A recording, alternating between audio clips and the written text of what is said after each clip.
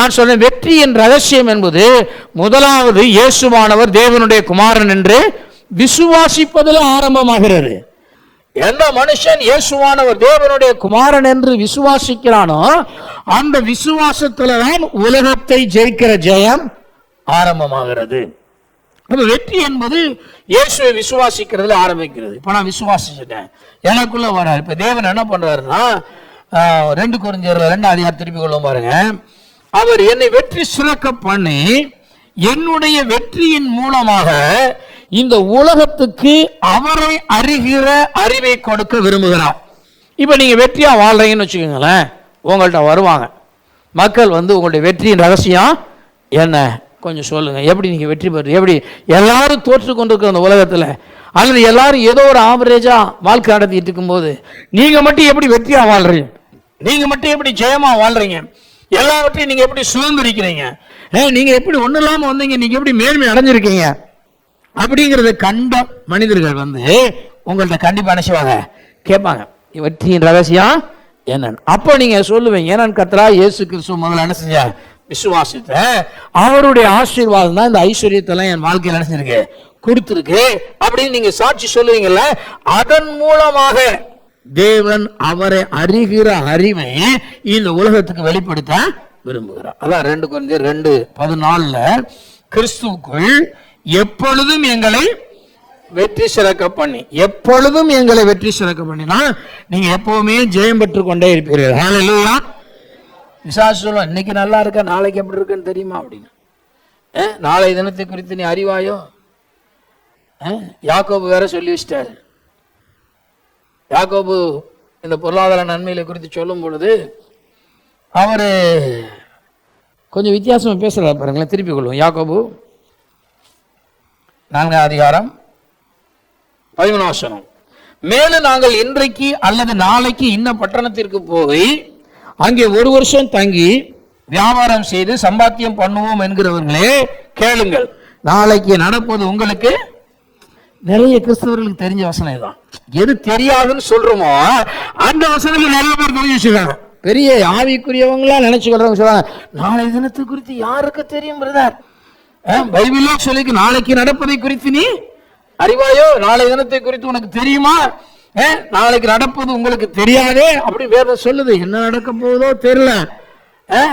நிறைய பேர் இப்படிதான் நம்புறாங்க, நாளை தினத்தில் நடக்க நமக்கு தெரியாதுன்னா பைபிள்ல எழுதப்பட்டிருக்கலாம். பைபிள்ல தாங்க எழுதியிருக்கு.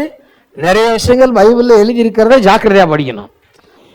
எல்லாத்தையும் அப்படியே லபலபன்னு மேயப்படாது. யாருக்கு சொல்லப்பட்டிருக்கு, எதற்காக சொல்லப்பட்டிருக்கு, எங்க சொல்லப்பட்டிருக்குன்னு என்ன செய்யணும், பார்க்கணும். இதை ஆரம்பிக்கும் போதே பாருங்க, 1ஆம் அதிகாரத்துல 4ஆம் அதிகாரம் 1ஆம் வசனம் பாருங்க. உங்களுக்குள்ள யுத்தங்கள் சண்டைகள் எதனாலே வருகிறது, உங்கள் அவயங்களில் போர் செய்கிற.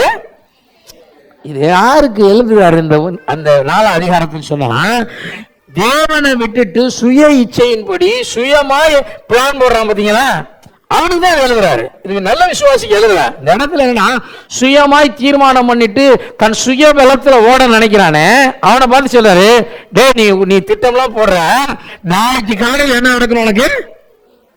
யாருக்கு சொல்றாருன்னா, சுய பலனை சார்ந்து கொண்டு ஓடுகிற மனுஷனுக்கு, நல்ல விசுவாசிக்கு இல்ல, தேவனை சார்ந்து கொண்டவனுக்கு அல்ல. அதனால எந்த அதிகாரத்தை யாருக்கு பேசியிருக்காரு, எங்க பேசியிருக்காருன்னா கொஞ்சம் கவனிக்கணும். ஆனா நல்லா தேவனை பின்பற்றுகிறோம்னு சொல்றவங்க எடுத்துக்கிட்டு இந்த வசனத்தை எடுத்துக்கிறாங்க.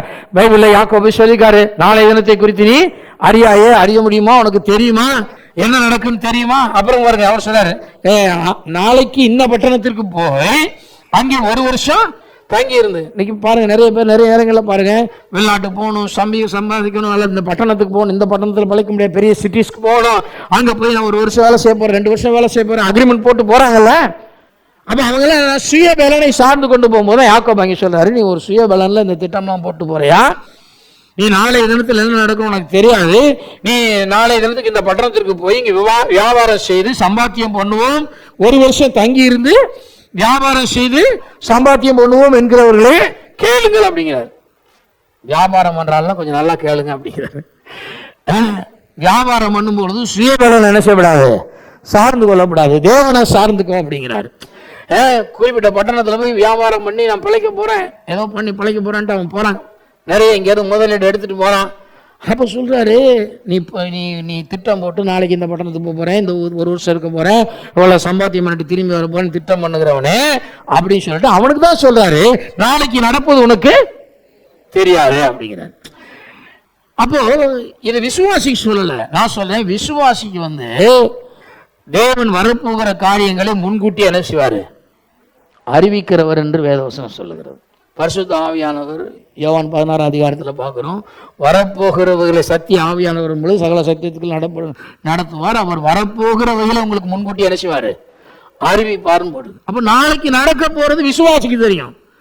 சுயத்தை சார்ந்து கொண்டு போகிற மனுஷனுக்கு நாளைக்கு என்ன நடக்க போகுது அவனுக்கு என்ன செய்யாது?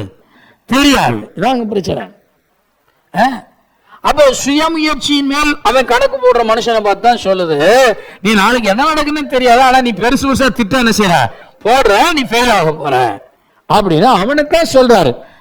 அப்புறம் என்ன சொல்ற, உங்கள் ஜீவன் எப்படிப்பட்டது? கொஞ்ச காலத்தில் தோன்றி பின்பு தோன்றாமல் போகிற புகையை போல் இருக்கிறது. சில டப்புனு உயிர் போனா என்ன பண்ணிடுவேன்? கொஞ்ச காலத்தில் புகை அப்படி எழும்புது, நம்ம எழும்பும் போது நமக்கு தெரியுது, கொஞ்ச நேரம் அது எல்லா காற்றோடையும் மிக்ஸ் ஆனவனே நமக்கு அந்த புகை என்ன செய்ய மாட்டேங்குது, கண்ணுக்கு தெரிய மாட்டேங்குது. அப்போ மனுஷனுடைய ஜீவியம் இப்படி இருக்குமா? புகை எழும்பி மறைந்து போகிறது போல இருக்கு. அப்படி இருக்கும் பொழுது நீ ஆதலால் ஆண்டவருக்கு சித்தமானால் நாங்களும் உயிரோடு இருந்தால் இன்னதை செய்வோம் என்று சொல்ல வேண்டாம். அவர் சொல்றாரு, நீங்க கடவுளை சார்ந்துக்கங்க, கர்த்தருக்கு சித்தமானால் நாங்க உயிரோடு இருந்தா இன்னதெல்லாம் செய்வோம்னு நீ சொல்லணும். அந்த நிலைமையில நீ இருக்கிற அப்படிங்கிறார். இப்ப நம்ம நாளைக்கு எத்தனை பேர் உயிரோடு இருப்போம் நம்புறீங்க? நான் கேட்டது நிறைய பேர் காது கேட்கல போல, பாவம் பரிதாபமா இருக்கு. நாளைக்கு எத்தனை பேர் உயிரோடு இருப்பீங்கன்னு கேட்டேன், நிறைய பேர் நான் இருப்பேனா இல்லையானே தெரியலைங்கிற மாதிரி முழிச்சிட்டு இருக்கீங்க, கையை தூக்க மாட்டேங்க. நீங்க உயிரோடு இருப்போம்னு சொல்றதுனால கை தூக்குங்க. நான் சொல்ல முடியும். எல்லாம் எதுக்கு கேட்குறோம்னா நம்முடைய விசுவாசத்தை ஆக்டிவேட் பண்ணுறோம். தேவன் பார்த்துட்டே இருக்காரு. நான் உயிரோடு இருப்பேன் நீங்கள் சொன்னீங்கன்னா அவர் பார்க்குறாரு. சரி, விசுவாசிக்கிறான், கொஞ்ச நாளைக்கு உயிரோடு இந்த உலகத்தில் வாழணும்னு நினைச்சிருக்கிறான், இதெல்லாம் கடவுள் பார்க்குறாரு. அதுதான் நம்ம அப்பப்போ நம்முடைய ஃபெய்த்தை அறிக்கை பண்ணிகிட்டே இருக்கிறோம், செயல்பாட்டில் காமிச்சிட்டே இருக்கிறோம். அதுதான் அதெல்லாம் கேட்குறாரு. நீங்கள் என்ன வேணாலும் கேளுங்க, நான் பாட்டு பேசாமல் தான் இருக்க போகிறேன் அப்படின்னு இருக்காதீங்க. இப்போ நம்ம நாளைக்கு உயிரோடு இருப்போம் நம்ம நம்புகிறோம். யாக்கோபு இங்க சந்தேகத்தை கிளம்புறாரு, நாளைக்கு உயிரோடு இருந்தாலும் அப்படிங்கிறாரு. அப்ப என்ன அர்த்தம்னா, இந்த உலகத்துல கடவுள் நம்பிக்கை இல்லாமல் சுயத்தை சார்ந்து கொண்டிருக்கிற மனுஷனுக்கு தான் சொல்றதே, நீ நாளைக்கு முதல் உயிரோடு இருப்பியானே பாரு. நாளைக்கு ஒரு வருஷம் இருந்து பிசினஸ் பண்றது அப்புறம் முதல்ல உயிரோடு இருப்பியானே பாரு அப்படிங்கிறாரு. நிறைய பேர் ரொம்ப லாங் ரேஞ்ச் பிளான் போடுறது, பெரிய பெரிய திட்டங்களை போடுவாங்க, ஆனா ஐயா போயிடுவார் கடைசி ஆட்டமாக இடையில. நான் சொல்றேன், பெரிய திட்டங்கள் போடுறீங்களே, முதல்ல அந்த திட்டங்களை நிறைவேற்றுவதற்கு உயிரோடு இருப்பதாங்கிறது முக்கியம். நான் தேவனை சார்ந்து கொண்டாதான் உயிரோடு வாழ முடியும். வேத வசனம் அதான் தெளிவா சொல்லுது, ஞானத்தினுடைய கரத்துலதான் தீர்க்க ஆயுசு இருக்கிறது, செல்வமும் கனமும் இருக்கிறது. ஞானத்தினுடைய வலது கரத்துல தீர்க்க ஆயுசு, இடது கரத்துல செல்வமும் கனமும். என்னால உன் ஆயுஷின் வருஷங்கள் கூடும் அப்படிங்கிறாரு. விருத்தியாகும் என்ன அர்த்தம்னா, நீ எவ்வளவு காலம் வாழ முடியும் நினைக்கிறியோ, ஞானம் உள்ளவனா இருந்தால் இன்னும் கூட கொஞ்சம் காலம் என்ன செய்யலாம் இந்த உலகத்துல நீ வாழவா, என்னால உன்னுடைய லைஃப் எல்லாம் எக்ஸ்டெண்ட் ஆகும்னு சொல்றாரு. அப்ப வாழ்க்கை இன்னும் ரொம்ப நாள் நல்லா வாழணும்னா எனக்கு தேவை ஞானம், கர்த்தரை நான் சார்ந்து கொள்ள வேண்டும். ஞானம் உள்ளவனுக்கு இருந்தா ஞானம் அவனுக்கு கேடகம் என்று வேதம் சொல்லுகிறாங்க. ஆகவே ஞானத்தை நம்ம சார்ந்து கொண்டு இந்த உலகத்துல நீடித்து வாழ நாம் தீர்மானிக்க வேண்டும். ஆண்டவருக்கு சித்தமானால் ஆண்டவருக்கு சித்தமான சிலர் பாருங்க, இந்த வசனத்துல என்ன எதுக்குனாலும் கர்த்தருக்கு சித்தமானால் நான் சொல்றேன், கர்த்தருடைய சித்தம் இன்னதென்று அறியத்தக்கதாக மனம் புதிதாகிறதுனால மறுரூபமாகுங்கள் போட்டிருக்கு. மறுரூபமான உடைய மனுஷன் அவன் கர்த்தருக்கு சித்தமானால் எல்லா நேரத்திலும் சொல்ல மாட்டான். நம்ம சில நேரங்களில் நம்ம சொல்ல வேண்டியிருக்கு, ஏன்னா நம்ம அந்த குறிப்பிட்ட காரியத்துக்குள்ள என்ன என்றாங்களோ அதை பத்தி நமக்கு தெரியலைங்கும் போது கர்த்தருக்கு சித்தமானால் அப்படி சொல்றோம், தவறு கிடையாது. ஆனா எதுக்கு எடுத்தாலும் சிலருடைய வாயின் வார்த்தை எப்படிங்க, என்ன சொன்னாலும் கர்த்தருக்கு சித்தமானால் பார்க்கலாம், கர்த்தருக்கு சித்தமானால் அப்படிமா எல்லாம் யாக்கோபு இருந்து எடுத்துட்டு வரான். ஏன்னா அவர் சொல்லிக்கான கர்த்தருக்கு சித்தமானால் அப்படின்னு அவர் சொல்லிக்காருல்ல, அதனால எல்லாத்துக்கும் நான் சொல்றேன், கர்த்தருக்கு சித்தமா இல்லையா அப்படிங்கறத நம்ம அறிய முடியுமா அப்படின்னு கேட்டா நான் சொல்லுகிறேன், நீங்க கர்த்தருடைய சித்தத்தை நீங்கள் அறிய முடியும். கர்த்தருடைய சித்தத்தை அறிய முடியும். ஒரு திருமணத்தை நீங்க ஃபிக்ஸ் பண்றீங்க, தேவன்கிட்ட கேட்குறீங்க, கடவுள் உங்களை வழி நடத்துறாரு, தேவ சித்தம் இதுல இருக்கு அப்படின்னு தெரிஞ்ச உடனே ஒரு பெண்ணை போய் உங்களுக்காக ஃபிக்ஸ் பண்ணிக்கிறீங்க. இன்னும் ஒரு 6 மாசம் கழிச்சு 4 மாசம் கழிச்சு கல்யாணம் நடக்க போகுது, திட்டமிட்டு கொள்றீங்க. இப்ப கல்யாணத்துக்கு ஆயத்தமாயிட்டு இருக்கீங்க. கல்யாணம் கட்டுறது வரைக்கும் கர்த்தருக்கு சித்தமானால் கர்த்தருக்கு சித்தமானால்னு சொல்லிட்டே இருப்பீங்களா? இப்ப கர்த்தருக்கு சித்தம் தெரிஞ்சுதாங்க 4 மாசம் கழிச்சு நான் பொண்ணை எனக்கு மனைவி ஆக்கி கொள்ள போறேன்னு ஒரு மனுஷன் என்ன செய்யலாம், தீர்மானம் பண்றாங்க. தீர்மானம் பண்ணதுக்கு அப்புறமா இனி கர்த்தருக்கு சித்தமான கல்யாணம் நடக்கும்னு சொல்லிட்டு இருக்கல, இப்ப ரொம்ப ஸ்ட்ராங் ஆயிடுவான். ஆண்டவரே சித்தமுள்ள திட்டம் பண்ணியாச்சு, டேட் ஃபிக்ஸ் பண்ணியாச்சு, சம்பந்தம் சொல்லியாச்சு, இப்ப இந்த கல்யாணம் என்ன செய்யணும்? இப்ப நம்ம வேற பாயிண்ட்க்கு வந்துடுறோம். இப்ப உட்கார்ந்துக்கிட்டு 4 மாசத்துக்கு அப்புறம் திட்டம் போட்டு கல்யாணத்தை ஃபிக்ஸ் பண்ணிவிட்டு அப்புறம் உட்கார்ந்து கர்த்தருக்கு சித்தமானால் நடக்கட்டும், சித்தம் இல்லாட்டி போகட்டும் ஜெபம் பண்ணுவீங்களா? அதெல்லாம் பொண்ணை நிச்சயம் பண்றதுக்கு முன்னாடி பண்ற ஜெபம். கர்த்தர் பொண்ணை தேடும் போது பண்ற ஜெபம். ஆண்டவரே உங்களுக்கு சித்தமான வழியில நினைச்சீங்க நடத்துங்க. இப்ப சித்தம்னு கண்டுபிடிச்சு ஒரு திட்டம் போட்டு ஒரு நிச்சயம் வேற பண்ணிக்கிறோம். இனி மீற வேண்டாம், இது தேவ சித்தம், 2 பேரும் பண்ணிக்கொள்ளணும். கல்யாணத்துக்கு ஒரு 4 மாசம் இருக்கு, அப்ப போய் நம்ம சித்தமான ஜெபம் என்ன செய்ய மாட்டோம், பண்ணக்கூடாது. ரொம்ப யாக்கோபு மாதிரி, யாக்கோபு சொல்லிட்டாருன்னா சில மனுஷங்க எப்ப பார்த்தாலும் கர்த்தருக்கு சித்தமானால் கர்த்தருக்கு சித்தமானால். அப்புறம் பத்திரிகை வைக்க போறீங்க, கர்த்தருக்கு சித்தமானால் நான் உயிரோடு இருந்தான், இப்படிலாம் இல்லைங்க. இல்லைன்னா அவங்க என்ன இருக்கிறாங்கன்னா சில நேரங்கள் டூ மச் ஸ்பிரிச்சுவல் காமிச்சுக்க விரும்புறாங்க. அவன் ரொம்ப கர்த்தரை சார்ந்து இருக்கிற மாதிரி பேசுறானா. நான் சொன்னேன் இல்ல, நீங்க தேவ சித்தம் என்னது என்று நீங்கள் அறிய முடியும். உலகத்தை சார்ந்து இருக்கிற மனுஷனுக்கு தேவ சித்தமே தெரியல. அவன் ஏதோ போறீங்க, ஏதோ நான் பாட்டுக்கு ஒரு திட்டம் போட்டு செய்யறேன், நாளைக்கு இந்த ஊர்ல போய் நான் வியாபாரம் பண்ணுவானான்னு தெரியல, ஆனா பண்ணணும்னு நினைச்சிருக்கேன், சித்தமானால் பார்க்கலாம். அவன் தான் அப்படி சொல்லணும். திரும்பி வந்தா வருவேன், வந்தா கணக்குல வச்சுக்கோங்க சில ஆட்கள். அப்படி நிறைய நேரங்களில் பார்க்குறோம் பாருங்க. அந்த அவங்களுக்கு ஒன்றும் அதில் நம்பிக்கை இல்லை. ஆனால் வேதம் தெளிவாக சொல்லு. ரோமர்ல பாருங்க, ஒரு வசந்த வாசிடலாம். 12 அதிகாரம் 2 வசனம். ரோமர் 12:2. நீங்கள் இந்த பிரபஞ்சத்துக்கு ஒத்த வேஷம் தெரியாமல் தேவனுடைய நன்மையும் பிரியமும் பரிபூரணமான சித்தம் பாருங்க, ஒரு பெர்ஃபெக்ட் வில், ஒரு காரியத்துல நன்மை பிரியம் பரிபூரணம். எல்லாம் சொல்லுங்க, நன்மை பிரியம் பரிபூரணம். பாருங்க, இது ரொம்ப முக்கியம். பாருங்க, நிறைய நேரங்கள்ல பெர்மிசிவ்ல போவோம். அதாவது என்னன்னா, ஆண்டவரே எனக்கு இது பிடிச்சிருக்கு, இந்த காரியத்தை வாய்க்க பண்ணுங்க, இல்ல நான் இந்த ஊரை இந்த வேலையை தான் செய்ய தெரிந்தெடுத்திருக்கேன், எனக்கு இதை வாய்க்க பண்ணுங்க. ஆண்டவர் சொல்ற இல்லப்பா வேண்டாம் பாரு, நம்ம பிடிவாதமா இருப்போம். சில நேரங்களில் கடவுள் என்ன பண்றாருன்னா, சரி போ, நீ தெரிந்தெடுத்துட்ட, நீ இந்த வேலையை என்ன செய், இல்ல நீ இந்த பெண்ணை தெரிந்தெடுத்துட்ட, வாழ், கொஞ்சம் கிருபை தர்றேன், ஆனா கொஞ்சம் ஒவ்வொருத்தரவங்களும் அவனுக்கு உள்ள இருக்கும், ஏன்னா இது ஏன் சித்தம் இல்ல, ஓ சித்தம் வச்சுக்கோ அப்படின்னு பெர்மிட் பண்ணுவார். அதை பெர்மிசிவ்னு சொல்றோம். ஆனால் ஒரு தேவனுடைய நன்மை பிரியம் அப்படின்னா இந்த வில்லுல தீமையே கிடையாது. இந்த காரியத்தை நான் தெரிந்து கொள்ளும் பொழுது இந்த காரியத்துக்குள்ள எந்த தீமையுமே இருக்காது. ஏன்னா அங்க அது நன்மைதான் இருக்கும். கடவுளுடைய பெர்ஃபெக்டான ஒரு வில்லுல நான் ஒரு காரியத்தை செய்யும் பொழுது அந்த காரியத்துக்குள்ள ஏராளமான நன்மை இருக்கிறது. வேதம் தெளிவா சொல்லுது, நன்மையான எந்த ஈவும் பூரணமான எந்த வரமும் பரத்திலே உண்டாகி ஜோதியில் பிதாமண்டத்திலிருந்து இறங்கி வருது. அப்போ இந்த நன்மை தேவன்கிட்ட இருந்து என்ன செய்யுது, இறங்கி வருது. இது அப்ப தேவனுடைய சித்தங்கள் எப்பொழுதுமே நன்மையானவைகள். இரண்டாவது, அது தேவனுக்கு பிரியமானது என்று பார்க்கிறோம். சவுலே ஓடிட்டே இருந்தாரு. ஒரு நாள் தேவன் சந்திக்கும் பொழுது இயேசுட்ட ஒரு சொல்றாருல, ஆண்டவரே நான் என்ன செய்ய சித்தமாயிருக்கிறேன் அப்படி கேட்கிறார். அப்போ அவன் அப்படி கேட்ட உடனே அவன் என்ன செய்ய வேண்டும் என்பதை சவுலுக்கு தேவன் என்ன செய்றாரு, அனனியாவை கொண்டு வெளிப்படுத்துறாரு. அப்போ நிறைய காரியங்கள் அந்த பவுல் அவனுடைய ஊழிய பாதையில செய்துட்டு போகும்போது தேவன் அவனோடு கூட இருந்து என்கரேஜ் பண்றாரு. நீ ஒண்ணுக்கு கவலைப்படாத, நான் உன்னோட என்ன செய்வேன் இருக்கிறேன், இன்னும் நீ ராஜாக்களுக்கு முன்னெல்லாம் போயினு எனக்கு சாட்சி என்ன செய்யணும், அறிவிக்கணும், நீ நிக்கணும் அப்படின்னு சொல்லி பவுல் என்கரேஜ் பண்றாரு.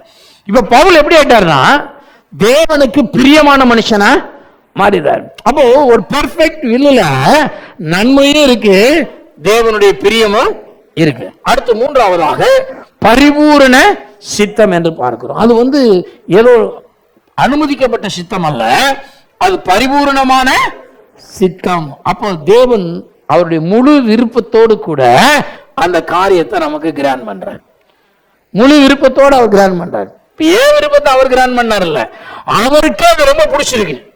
நான் இப்படி இருப்பது பிடிச்சிருக்கு, நான் இந்த காரியத்தை தெரிந்து கொள்வது பிடிச்சிருக்கு, நான் இப்படித்தான் இருக்க வேண்டும் என்று அவர் விரும்புகிறார். அப்ப அது ஒரு பரிபூரணமான சித்தம் என்று பார்க்கிறார்.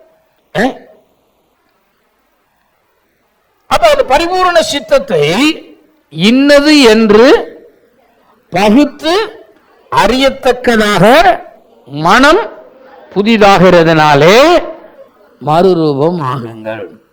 அப்ப தேவனுடைய சித்தம் இன்னதுன்னு நம்மளால அறிய முடியுமா? அறிய முடியாதா? முடியும்.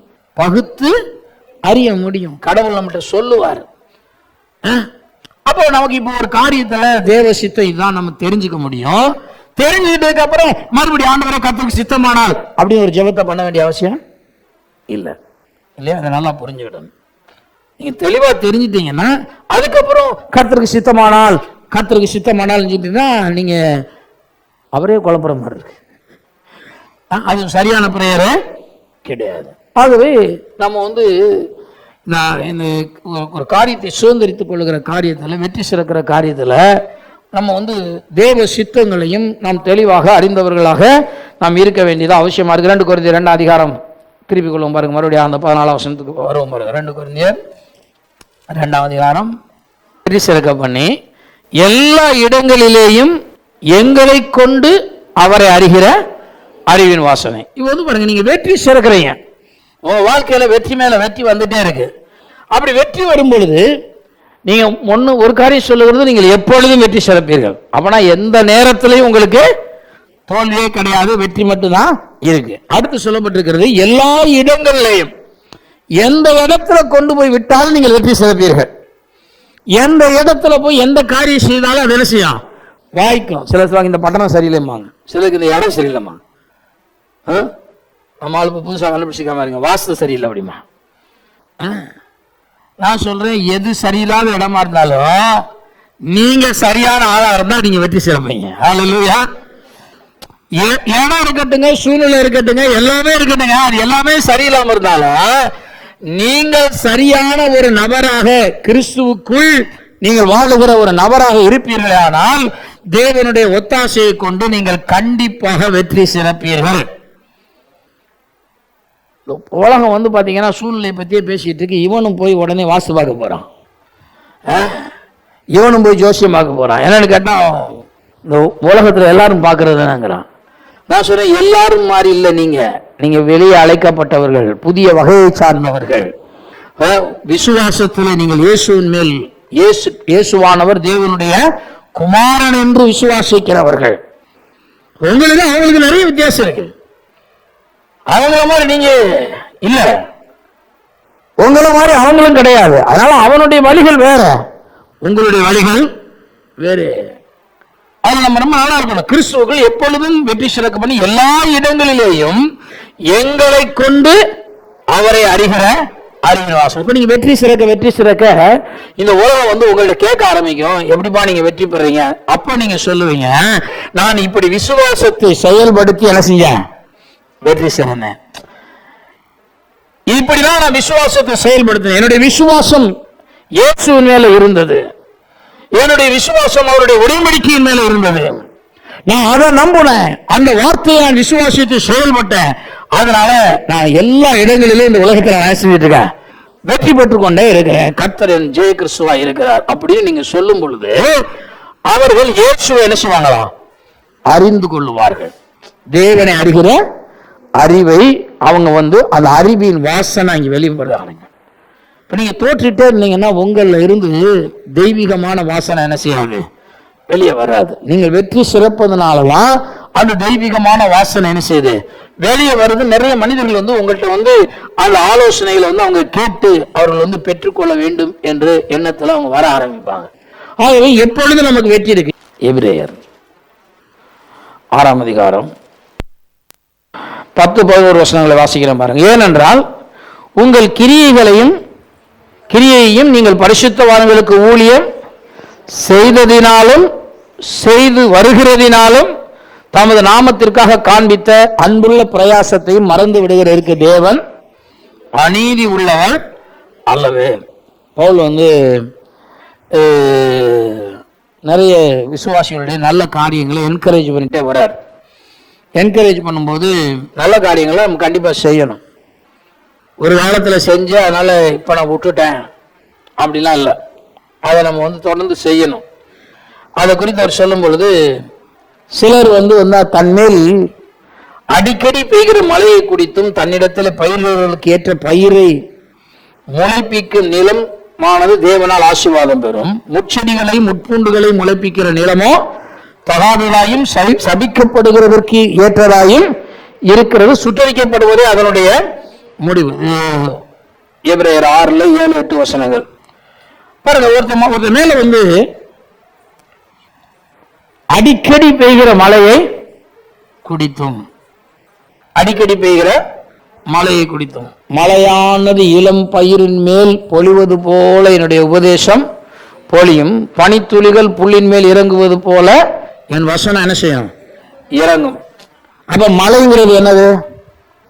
தேவனுடைய வசனத்தை உங்கள் மேல கடவுள் ஊற்றுறாருல, அதுக்கு பேரு தான் மழைன்னு சொல்ற. மழையானது இளம் பயிரின் மேல் பொழிவது போல அப்படின்னு சொல்றாரு.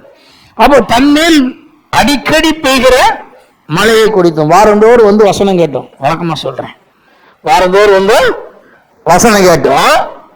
தன்னிடத்தில் பயிரிடுகிறவர்களுக்கு ஏற்ற பயிரை முளைப்பிக்கிற நிலமானது தேவனால் ஆசீர்வாதம் பெறும். பாருங்க, அடிக்கடி தினம் வாரந்தோறும் வசனத்தை கேட்டு, இப்ப நாங்க வசனத்தை உங்க மேல ஊற்று மழையை போல ஊற்றுறோம் அல்லது பயிரிடுகிறோம் அப்படின்னா ஒரு நோக்கத்தோட தான் பயிரிடுறோம் இல்லையா? உங்களுடைய இருதயத்துல வசனத்தை விதைக்கிறோம், மாரியை போல அது உங்க மேல ஊற்றப்படுகிற இந்த உபதேசம். இது எதுக்கு நடக்குதா? பயிரிடுகிற எனக்கு ஒரு நோக்கம் இருக்கிறது, ஒரு நோக்கத்தோட தான் நான் மினிஸ்ட்ரியை பண்ணிட்டு இருக்கிறோம். தேவன் எங்களுக்கு ஒரு நோக்கத்தை கொடுத்திருக்கிறோம், அந்த நோக்கம் நிறைவேறும்படியாக இந்த ஊழியம் போயிட்டு இருக்கு, அதை நோக்கி தான் டிராவல் பண்ணிட்டு இருக்கிறோம்.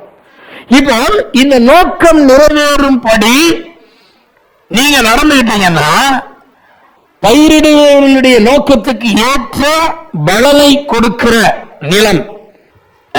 ஒருத்தன் நெல் விளைவுன்னு சொல்லி நெல்லை போட்டு, அது நெல்லை நான் விளைவிக்க மாட்டேன், நான் கோதுமை தான் விளைவிப்பேன்னு இருந்தா அந்த விலை நல்ல நிலம் கிடையாது. நெல்லை போட்டா நெல்லுதான் என்ன செய்யும்? பூமி கூட ஒழுங்கா வேலை செய்யுது. நெல் போட்டவனுக்கு நெல்லை முளைப்பிக்குது, கடலை போட்டா கடவுளை முளைப்பிக்குது. ஆனா மனுஷன்கிட்ட வசனத்தை போட்டா அவன் வேற வேற மாதிரி எல்லாம் முளைப்பிக்கிறான். அதனாலதான் வேணும் சொல்ல, அடிக்கடி பெய்கிற மழையை குறித்தும் தன்னிலத்தில் பயிரிடுகிறவர்களுக்கு ஏற்ற பயிரை முளைப்பிக்கிற நிலமானது தேவனால் என்ன பண்ணுமா? ஆசீர்வாதம் பெறும். நீங்க தேவனால் ஆசீர்வாதம் பெறணும்னா கேட்கிற உபதேசத்தின் பெரிய பலம் கொடுக்கிற மனிதர்களாக நீங்கள் இருந்தால் கர்த்தர் கண்டிப்பாக உங்களை என்ன செய்வாங்க? ஆசீர்வதிப்பார். ஏன்னா நாங்க ஒரு நோக்கத்தோடு விவசாயம் பண்ணிட்டு இருக்கோம், உங்களுக்கு இருதயமாய் நிலத்துல வசனத்தை விளைச்சிட்டு இருக்கிறோம். இப்ப நீங்க சரியான ஒரு பலனை, இந்த நோக்கம் நிறைவேறும்படியான ஒரு பலனை நீங்கள் கொடுப்பீர்களானால் நீங்கள் தேவனாலே ஆசீர்வதிக்கப்பட்டவர்கள், தேவனாலே நீங்கள் ஆசீர்வாதம் நிச்சயமாகவே பெறுவீர்கள். அடுத்த வசனம் சொல்லுது, முள்செடிகளையும் முட்பூண்டுகளையும் முளைப்பிக்கிற நிலமோ.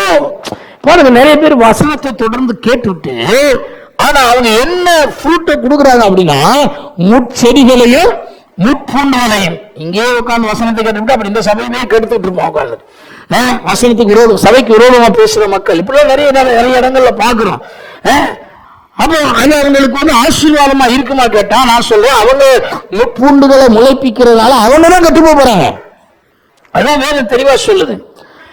முட்பூண்டுகளையும் முட்செடிகளையும் முளைப்பிக்கிற நிலமும் தகாததாயும் சபிக்கப்படுகிறதற்கு ஏற்றதாயும் இருக்குது. இப்ப அந்த லேண்ட் என்ன ஆயிடுச்சுன்னா சாபத்தை பெற்றுக் கொள்றதுக்கு ரெடி ஆயிடுச்சு அப்படிங்கிறார். இப்ப அந்த நிலம் சாபத்தை பெற்றுக் கொள்ளுகிற ஒரு நிலமாக இருக்குங்கிறார். ஏன்னா தன்னிடத்தில் விதைக்கப்பட்ட அந்த விதையை குறித்து பெய்கிற மழையை குறித்து அக்கறை இல்லாம அதெல்லாம் விட்டுட்டு அது பாத்தீங்கன்னா முள்ளையும் குறுக்க என்ன செஞ்சிட்டு இருக்கு, முளைப்பித்துக் கொண்டிருக்கிறது. நான் சொல்றேன், நம்முடைய வாழ்க்கையில நாம வசனத்தை கேட்டுவிட்டு முள்ளையும் குறுக்கையும் முளைப்பிக்கிற விசுவாசியா நம்ம நினைச்சக்கூடாது, இருக்கக்கூடாது. சபைக்கோ ஊழியர்களுக்கோ அல்லது சக விசுவாசிகளுக்கோ நம்ம ஒரு முள்ளு மாதிரி ஒரு நாள் நினைச்சக்கூடாது, இருக்கக்கூடாது. வசனத்தை கேட்கிற வசனம் ஒண்ணு, ஆனால் ஆள் வேற மாதிரி சொன்னா இப்ப அந்த லேண்ட் என்ன ஆயிட்டு இருக்குன்னா கொஞ்சம் கொஞ்சமாய் சபிக்கப்படுகிறதற்கு ஏதுவாய் மாறிவிடுகிறது. சாபத்தை உள்ள வாங்கிக்கிற ஆரம்பிக்குது. இப்ப இந்த இடம் சரியில்லை பாரு. நம்ம நல்ல நிலத்துல வசனம் மட்டும் விழுந்தா அது விளைந்து 100 செய்யும், பலன் கொடுக்குது. ஆனால் இந்த இருதயம் சரியில்லாம போய் பெய்கிற மழையெல்லாம் குடிக்குது, வசனமெல்லாம் கேட்குது, பயிரிடப்பட்டது. ஆனா கடைசியா முளைப்பிக்கிறது எதை முளைப்பிக்கிறதா, முள்ளையும் குறுக்கையும் முளைப்பிக்கிறது. அப்போ அது ரெடி ஆயிடுது. என்னத்துக்குன்னு கேட்டா, இப்ப தேவனால் ஆசீர்வாதம் பெறுவதை விட்டுட்டு தேவனிடத்திலிருந்து அவன் சபிக்கப்பட்டு போகக்கூடிய அளவிலே சாபத்தை பெற்றுக் கொள்ளக்கூடிய அளவிலே அந்த நிலம் சபிக்கப்படுகிறதற்கு ஏதுவாகினது என்று பார்க்கிறோம். ரீசன் பாருங்க, சபிக்கப்படுறதுக்கு காரணமான நிலமாக அது மாறிவிடுகிறது. இப்ப சொல்றாரு, சுட்டரிக்கப்படுவதே அதனுடைய முடிவுங்கிறார். ஃபைனல் என்ன அப்படின்னா, அது அழிக்கப்பட்டு போகும். சுட்டரிக்கப்படும், இருந்த இடம் தெரியாம அது அழிக்கப்பட்டு போகும், எங்க இருக்குன்னு கூட தெரியாம அது அழிக்கப்பட்டு போகும். அந்த நேரத்தில் அப்படி சொல்லிட்டு சொல்ல பாருங்க. இதெல்லாம் சொல்லிட்டு தான் சொல்ல, பிரியமானவர்களே, நாங்கள் இப்படி சொன்னாலும் நாங்கள் இப்படி சில நேரங்களை பாருங்க. இந்த பவுல் எனக்கு ரொம்ப பிடிக்கும். ஏன்னா புதிய ஏற்பாட்டில் இந்த தடவை கொடுக்கிற பிரசங்க கிடையாது. பவுல் அறை விட்டுருவாரு, இந்த கன்னத்துல 2 அறை விட்டுட்டு அப்புறம் அந்த கையினால கட்டி கொடுப்பாரு. பாருங்க, முதல் 4 வருஷம் வெளு இருக்கிறாரு, சுட்டரிக்கப்பட்டு அப்படி எச்சரிக்கை. இதனால பவுல் மோசமானாரா? இல்ல, அவர் என்ன சொல்றாரு, நீ கெட்டு போக சொல்றாரு. சொல்லிட்டு அவர் சொல்றாரு, பிரியமானவர்களே அப்படின்னு 9வது வசனத்தை ஆரம்பிக்கிறார். அப்ப உங்களால பிரிய இருக்கிறதுனால இதெல்லாம் சொல்ற, நீ கெட்டு போக கூடாதுக்காக இதெல்லாம் என்ன செய்யலாம் சொல்றேன். நீ தெரிஞ்சுக்கோ, உன்னை கடிந்து கொண்ட உடனே உன்னை வெறுத்துட்டேன்னு நினைக்காத, உன்னை நான் தூக்கி எறிஞ்சிட்டேன்னு நினைக்காத, உன்னை நான் நேசிக்கிறேன், நீ எனக்கு பிரியமானவன், அதனாலதான் நான் என்ன செய்யறேன், உன்னை கடிந்து கொள்றேன் அப்படிங்கிற. பிரியமானவளே, நாங்கள் இப்படி சொன்னாலும் நன்மையானவைகளும் ரட்சிப்புக்கு உருவிகளுமான காரியங்கள் உங்களிடத்தில் உண்டாயிருக்கிறது என்று நம்பி அவர் சொல்றாரு. நான் அப்படி சொல்றதுனால நீங்க முழுசும் உள்ளாமும் குறுக்காவும் போயிடல, உங்க வாழ்க்கையிலே சில நல்ல காரியங்களும் என்ன செய்யுது இருக்கிறது. நன்மையானவைகளும் ரட்சிப்புக்கு உரியவைகளுமான காரியங்கள் உங்களிடத்தில் உண்டாயிருக்கிறது என்று நம்பி இருக்கிறோம். நம்பிக்கையோட இருக்கிறோம். நாங்க இன்னும் நீங்க முற்றிலுமாலாம் மோசமான போயிடல, நம்பிட்டு தான் இருக்கு, அவங்க மேல நான் நம்பிக்கை வச்சிருக்கிறேன் அப்படி சொல்லிட்டு அவர் சொல்றாரு. ஏனென்றால் உங்கள் கிரியைகளையும், நீங்க இதுக்கு முன்னாடி என்ன செஞ்சீங்கன்னு உங்களுடைய கிரியைகளையும் பரிசுத்தவான்களுக்கு ஊழியம் செய்ததினாலும் செய்து வருகிறதினாலும். அவர் சொன்னார், ஏற்கனவே நீங்க நிறைய பரிசுத்தவான்களுக்கு ஊழியம் என்ன செய்யிருக்கீங்க, செய்திருக்கிறீங்க, நிறைய சர்ச்சில் மினிஸ்ட்ரி பண்ணிருக்கீங்க, உதவி ஊழியங்களை நல்லா செஞ்சிருக்கீங்க. அப்ப ஏற்கனவே நீங்கள் செய்ததினாலும் செய்து வருகிறதினாலும் அப்படிங்கிற. அப்போ ஏற்கனவே செஞ்சீங்க, இப்பவும் விட்டுறல, இப்பவும் என்ன செய்றீங்க, நீங்க செய்துதான் இருக்கீங்க, செய்து வருகிறதுனாலும் தமது நாமத்திற்காக காண்பித்த அன்புள்ள பிரயாசத்தை. நம்ம இதெல்லாம் ஏன் செஞ்சோம், நம்ம எதுக்காக பரிசுத்தவான்களுக்கு உதவி செய்யறோம், பரிசுத்தவான்களுக்கு ஏன் ஊழியம் பண்றோம், அவங்களுக்கு நம்ம சர்வீஸ் பண்ணணும், எதுக்காக அந்த வேலையை பண்ணணும் அப்படின்னா அவருடைய நாமத்தின் மேல நமக்கு ஒரு பிரியம் இருக்கிறது. இயேசுவை நம்ம என்ன செய்யறோம், நேசிக்கிறோம். இயேசுவின் நாமத்தின் நிமித்தமாக அவர் அந்த நாமத்துக்கு உரியவர், அதனால நான் என்னுடைய ஊழியக்காரனுக்கு நான் உதவி செய்கிறேன். அந்த நாமத்தின் மேல எனக்கு ஒரு அன்பு இருக்கிறது. அதான் பாயிண்ட், நாமத்திற்காக காண்பித்த அன்பின் பிரயாசத்தை. இயேசு என்ற நாமத்துக்காக நான் காண்பித்த அன்பின் பிரயாசம். அப்ப நான் அந்த சர்வீஸ் என்னன்னா, இது சர்வீஸ் ஆஃப் லவ், ஒரு அன்பின் அடிப்படையில் என்ன செய்யப்படுது, இந்த மினிஸ்ட்ரி செய்யப்படுது. ஒருவரை தாங்கி, ஒருவருடைய வார்த்தை ஒருவர் சுமந்து, ஒருவருக்காக ஒருவர் நம்ம உதவி செய்யறோம், ஜெபம் பண்றோம் அப்படின்னு சொன்னா, அல்லது சில வேலைகளை நம்ம செய்யறோம் அப்படின்னா, இதெல்லாம் அன்பினால் ஏவப்பட்டவர்கள் என்ன செய்யறோம், செய்கிறோம். அதனாலதான் நீங்க எப்பவுமே மினிஸ்ட்ரி பண்ணிட்டு இருக்கும் போது, ஆரம்பிக்கும் போது நல்லா ஆரம்பித்துட்டு முடிவில் கசப்புல போய் முடிக்க கூடாது, வேதனைப்படக்கூடாது. நல்லா புரிஞ்சுக்கணும், நீங்க எதனால அதை செஞ்சீங்க, இதுக்கு முன்னாடியே அன்பு கூர்ந்ததுனால, இயேசுவின் மேல் அன்பு வச்சதுனால அதை செய்தீங்க. இப்பவும் எதனால செய்யறீங்க? அவருடைய நாமத்தின் மேல அன்பு இருக்கிறதுனால நான் செய்யறேன். அவரை நான் நேசிக்கிறேன், இயேசுவை நேசிக்கிறேன், இயேசுவின் நாமத்தின் மேல எனக்கு ஒரு அன்பு இருக்கிறது. அந்த நாமத்தை இந்த ஊழியர்கள் சொல்றாங்க, அது நிமித்தமா நான் இவங்களுக்கு ஒரு சர்வீஸ் என்ன செய்யறேன், நான் பண்றேன். இயேசுவை நேசிக்கிறேன், இயேசு இந்த உலகத்தில் இல்ல, அவருக்கு நான் பணிவிடை செய்ய முடியாது. ஆகவே இயேசுவின் நாமத்தின் நிமித்தம் ஊழியர்களுக்கு அந்த வேலை என்ன செய்ய போறேன், செய்ய போறேன். இப்ப இயேசு இருந்தா நீங்க மார்த்தாள் மாதிரி சோறாக்கி போடுவீங்க, போட மாட்டீங்களா? இயேசு உங்க வீட்டுக்கு வராருன்னு வச்சுங்க, என்ன செய்வீங்க? ஒரே பரபரப்பா ஆயிருவீங்க. அன்னைக்கு நாள் முழுவதும் இயேசு வராரு, இயேசு வராரு, ஏதாவது ஒண்ணு பண்ணணும், பரபரப்பா ஆயிடுறோம்ல. நான் சொல்றேன், ஒரு ஊழியக்காரர் உங்க வீட்டுக்கு வந்தாலும் அந்த பரபரப்பு இருக்கணும். ஏன்னா இயேசுவை நீங்கள் மாம்சத்துல பார்க்க முடியாது. அவருடைய நாமத்தின் நிமித்தமா எவன் ஊழியம் செய்கிறானோ அந்த ஊழியர்கள், அந்த அப்போஸ்தலர்களுக்கு, அந்த தீர்க்கதரிசிகளுக்கு நீங்கள் அந்த இயேசு மேல அன்பு வைத்து இந்த சர்வீஸ் செய்ய பண்ணுங்க. அதான் பவுல் சொல்ல வர. நாமத்தின் நிமித்தம் இயேசுவை சொல்றாருன்னா, என்னுடைய நாமத்தின் நிமித்தம் ஒரு கலசம் தண்ணீரை ஒருத்தன் குடிக்க கொடுத்தா கூட அந்த பலன் அடையாம நினைச்ச மாட்டான். வீட்டுக்கு வர ஒரு காப்பி கொடுக்குறீங்கன்னா கூட எந்த அடிப்படையில் இயேசுடைய ஊழியர், இயேசு நாமத்தினால் நேசிக்கிறேன், நான் நேசிக்கிறேன், அதை இயேசுவை இவரும் நேசிக்கிறாரு, அதனால நான் அவருக்கு நான் ஒரு சர்வீஸ் என்ன செய்ய போறேன். எல்லாம் கடவுள் மேல வைக்கிற அன்புனாலதான் இதெல்லாம் நினைச்சிட்டு இருக்கிறோம். நம்ம தொடர்ந்து செய்து கொண்டே இருக்கிறோம். கர்த்தர் மேல வைக்கிற அன்பு, அந்த அன்பு இல்லைன்னா நம்ம செய்யவே முடியாதுங்க. அந்த அன்பு தான் காரணமா இருக்கு. அதனால செய்து வந்ததிலையும் அதை செய்ததிலும் செய்து வருகிறதிலும் அப்படிங்கிறார், கண்டினியூ பண்ணிட்டு தான் இருக்கீங்க அப்படி சொல்லிட்டு அந்த அன்புள்ள பிரயாசத்தை மறந்து விடுகிறதற்கு தேவன் அநீதி உள்ளவர் அல்ல. நான் சொல்லுகிறேன், நீங்கள் படுகிற பிரயாசத்துக்கு 100% தேவன் உங்களுடைய வாழ்க்கையில பலன் செய்வார். நீங்க வேலை பார்த்துட்டு நான் வேலையெல்லாம் பார்த்து நான் ஒண்ணுமே பலனை பெற்றுக்கொள்ளலாம் நீங்க சொல்லவே முடியாது. நீங்கள் பெற்றுக்கொள்ளுகிற பலனே நீங்கள் பண்ணுகிற ஊழியத்தினால்தான், நீங்கள் பரிசுத்தவான்கள் காண்பிக்கிற அன்பினால்தான், அதனுடைய பிரயாசத்தினால்தான் நீங்கள் இம்மட்டுமாவது நீங்கள் பலன் அடைந்தவர்களாக இருக்கிறீர்கள். இல்லைன்னா நீங்க இந்த பலனை பார்க்க முடியாது வாழ்க்கையில. தேவன் அந்த பலன் எதனால செய்யறாருன்னா, அந்த அன்பின் பிரயாசத்தை நான் மறந்து விடுகிறது. அதற்கு மறந்து விடுகிறதுக்கு தேவன் அநீதி உள்ளவர் அல்ல. அவர் ஒண்ணும் மறந்துட்டு போறது, நான் எல்லாம் கத்தருக்கு செஞ்சு எனக்கு ஒண்ணுமே செய்யல அப்படிலாம் நீங்க சொல்ல முடியாது. அவர் நினைவு கூர்ந்திருக்கிறார், உன் கிரியைகளை எல்லாம் நான் அறிந்திருக்கிறேங்கிறார். வெளிப்படுத்தல சொல்றார் இல்லையா, உன் கிரியைகளை எல்லாம் நான் அறிந்திருக்கேன், என்னெல்லாம் பண்ணிட்டு இருக்கிறேன் எனக்கு தெரியும். உனக்கு பலம் எல்லாம் இருந்து கூட நீ எவ்வளவு உன்னை பலத்தால் இடை கட்டி கொண்டு என்னுடைய சபையின் மேல அன்பு வைக்கிறாய் என்பதை அறிந்திருக்கிறேன், சத்தியத்தில் நடக்கிறாய் என்பதை அறிந்திருக்கிறேன். இதெல்லாம் புதிய ஏற்பாட்டில் வாசிக்கிறேன். சபையை குறித்து சொல்லும் பொழுது ஏன் சொல்றாரு, உன் பிரயாசத்தை எல்லாத்தையும் நான் அறிஞ்சிருக்கேன்பா, உனக்கு எவ்வளவு இடையூறுகள் இருக்கு, எவ்வளவு பிரச்சனைகள் இருக்கு, அதுக்கு மத்தியில நீ எப்படி அன்பு கூறுறங்கிறதையும் நினைச்சிருக்கேன், அறிந்திருக்கிறேன். அப்போ நமக்கு பிரச்சனைகள் நெருக்கங்கள் வரும் பொழுது நம்ம போய் எதுக்கு வேலை செய்யணும், நம்ம போய் ஏன் சர்வீஸ் பண்ணணும், ஏன் இந்த ஊழியக்காரருக்கு பண்ணணும், நம்ம சபைக்கு பண்ணணும் அப்படி நினைக்க கூடாது. நான் தேவனிடத்தில் கொண்ட அன்பை நான் விட மாட்டான். இது ஒரு மினிஸ்ட்ரி ஆஃப் லவ், ஒரு அன்பினால் கிரியை செய்கிற ஒரு ஊழியம்.